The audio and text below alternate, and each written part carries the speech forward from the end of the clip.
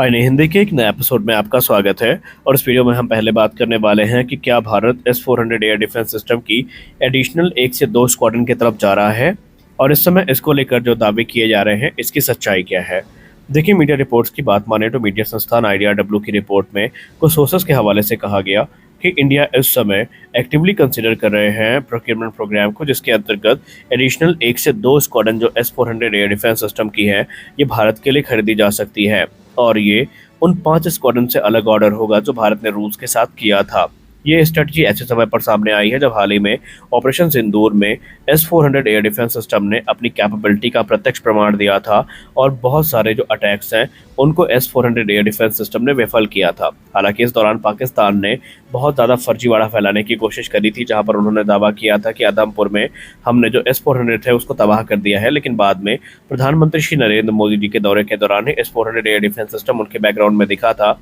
जिसके बाद से पाकिस्तानी फर्जी क्लेम की जो धज्जियां हैं वो उड़ गई थी। आपको याद दिला दें कि अभी भी भारत को इस समय जो S-400 की कंप्लीट डिलीवरी है उसका इंतजार है, जहां पर रिमेनिंग स्क्वाड्रन भारत को अगस्त 2026 तक दी जाएंगी। जी हाँ, आपको याद दिला दें कि इस समय 3 स्क्वाड्रन डिलीवर की जा चुकी है और रिमेनिंग 2 स्क्वाड्रन अगस्त 2026 तक डिलीवर किए जाने की बात रूस की तरफ से की गई है। इसके अलावा Bharat S-400 air defence system की डील के साथ साथ जो अपना इरैट्स प्रोग्राम है, जिसको हम extended range air defence system कहते हैं, जिसको लेकर DRDO पहले ही क्लेम कर चुकी है कि ये इस समय देसी S-500 सिस्टम होने वाला है, क्योंकि ये 500 किलोमीटर तक की मारक क्षमता के साथ आएगा और इससे एनिमी के जो फोर्स मल्टीप्लायर्स हैं, जिसमें एवैक्स और उनके जो एरियल रिफ्यूलर्स हैं, उनको भी पाकिस्तान के अंदर घुस के तबाह किया जा सकता है और उसको भी भारत इस समय आगे बढ़ाएगा। 2018 में भारत और रूस की तरफ से संयुक्त रूप से 5.43 बिलियन डॉलर्स की डील फाइनलाइज करी गई थी, जो कि तकरीबन 35,000 करोड़ रुपए की थी, जहां पर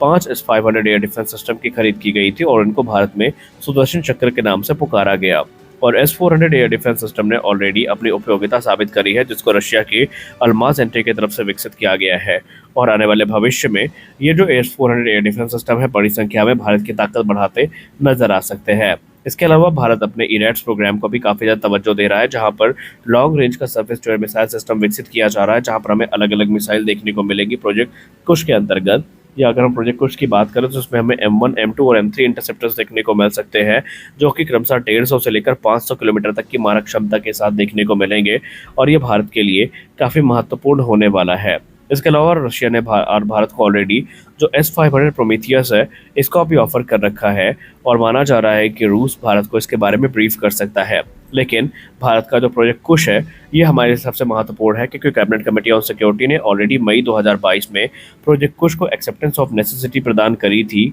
जिसके अंतर्गत प्रोजेक्ट कुश को ऑफिशियल पुश मिला था। और अब रिपोर्ट से बताया जा रहा है कि तकरीबन जो 5 स्क्वाड्रन है प्रोजेक्ट कुश के अंतर्गत ये भारतीय वायुसेना की तरफ से एक्वायर करी जाएंगी, जिनकी लागत 21,700 करोड़ रुपए होने वाली है और टोटल ऐसी 10 स्क्वाड्रन हमें देखने को मिलेंगी। और ये देसी S-500 एयर डिफेंस सिस्टम होने वाले हैं, जो कि S-400 एयर डिफेंस सिस्टम को कॉम्प्लीमेंट करने का काम करेंगे। भारत इस समय न सिर्फ पूरा का पूरा एक लेयर्ड नेटवर्क तैयार कर रहा है, बल्कि भारत अपनी सैन्य व्यवस्था और सुरक्षा को इस प्रकार से सुनिश्चित कर रहा है कि मान लीजिए अगर एक एयर डिफेंस सिस्टम टारगेट को मिस भी कर देता है तो जो लेयर्ड नेटवर्क है उसके अंतर्गत हमें वेरी शॉर्ट रेंज से लेकर long range air defence system देखने को मिलेंगे। और इस पूरे के पूरे चक्कर में वो कह सकते हैं भेद पाना एनिमी के एयरक्राफ्ट, ड्रोन या क्रूज मिसाइल्स के लिए आसान बिल्कुल भी नहीं होने वाला है। तो देखते हैं भारत सरकार इस पे कैसे रिएक्ट करती है। हालांकि ये डील काफ़ी आसान नहीं होगी, क्योंकि ऑलरेडी आपको याद होगा जब S-400 एयर डिफेंस सिस्टम की डील हमने फाइनलाइज करी थी तो भारत के ऊपर काटसा सैंक्शन की जो तलवार है वो लटक गई थी।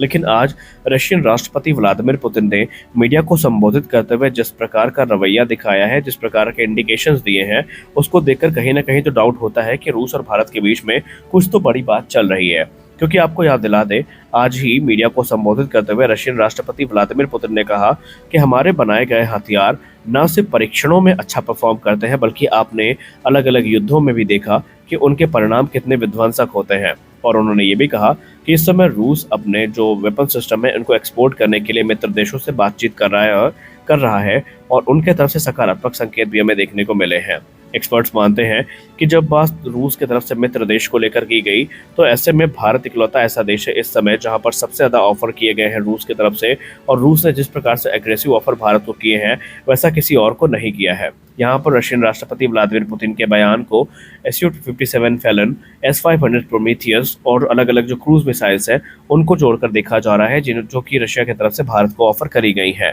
फॉर एग्जाम्पल, ब्रह्मोस की एक जो बहन है जो कि P-800 ऑनिक्स का ही एक इम्प्रूव्ड वेरिएंट है, ये भी भारत को ऑफर किया गया है। इसके अलावा अलग अलग जो मिसाइल्स हैं जो कि सुखोई 30 MKI के स्ट्राइक पैकेज में यूज़ होती हैं उनको ऑफर किया गया है। और SU-57 की जहाँ तक बात रही तो इसकी तो local manufacturing, transfer of technology और सोर्स कोड के साथ की गई है, और माना जा रहा है कि इसका जो प्रस्ताव है उसमें लोकल मैन्युफैक्चरिंग जो कि नासिक में संभावित है इसको लेकर यहाँ पर बात की गई है। लेकिन सबसे चीज़ बड़ी तो ये है कि अभी हाल ही में CNBC TV18 ने कंफर्म किया था कि भारत की वायुसेना और भारत का रक्षा मंत्रालय इस समय SU-57 के ऑफर को एक्टिवली कंसीडर कर रहा है, जहां पर आने वाले भविष्य में लिमिटेड नंबर्स में ही सही पर SU-57 भारत की तरफ से ऑपरेट किए जा सकते हैं। इसके पीछे उनका तर्क ये था कि चाइना पाकिस्तान को तकरीबन 40 J-35 फाइटर एयरक्राफ्ट दे रहा है, और भारत को पता है कि एक नेक्स्ट जनरेशन फाइटर से टकराने के लिए हमारे पास भी एक नेक्स्ट जनरेशन फाइटर होना चाहिए, और इसी एरियल डोमिनेंस को मेंटेन रखने के लिए भारत SU-57 के ऑफर को कंसीडर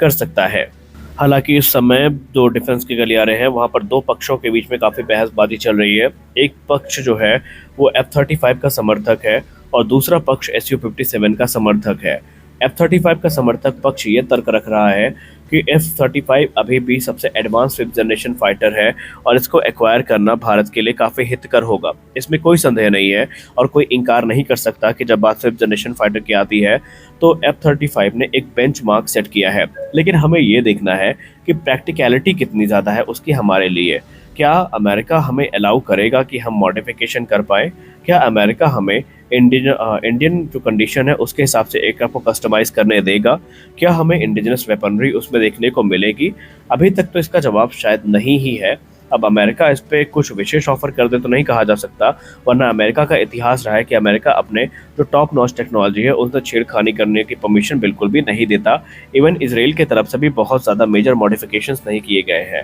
वहीं SU-57 other hand cost effective भी है, लोकल मैन्युफैक्चरिंग का ऑफर भी आ चुका है, 70% जो मैन्युफैक्चरिंग इंफ्रास्ट्रक्चर है वो मौजूद भी है, सोर्स कोड भी मिल रहे हैं, वेपन इंटीग्रेशन की मंजूरी भी दे दी गई है, उत्तम एसा रेडार जो कि विरूपाक्ष होने वाला है, जो कि गैलियम नाइट्राइड बेस्ड टेक्नोलॉजी होगी, उसके इंटीग्रेशन की मंजूरी दे दी गई है। इसके अलावा रशिया ने यह भी कह दिया है कि डोमेस्टिक नीड के साथ साथ एक्सपोर्ट नीड भी कैटर की जाएंगी। तो फिर यहाँ पर ऑफर्स की भरमार है भारत के पास, और प्रैक्टिकलिटी भी SU-57 में ज़्यादा देखने को मिली है अगर हम इंडियन कंडीशन की बात करें। लेकिन फिर भी हम आपको बता दें कि ये सारे निर्णय जो अंतिम निर्णय है ये रक्षा मंत्रालय की तरफ से लिए जाने हैं। अब कोई भी मीडिया सोर्स ये दावा नहीं कर सकता कि डील फाइनलाइज होगी या नहीं, लेकिन लक्षण ऐसे ही दिख रहे हैं कि कुछ तो बड़ा होने वाला है। आपको क्या लगता है, क्या additional S-400 air defence system और SU-57 आ सकते हैं या नहीं? कमेंट सेक्शन में जरूर बताएं। मिलते हैं अगले वीडियो में, तब तक के लिए जय हिंद।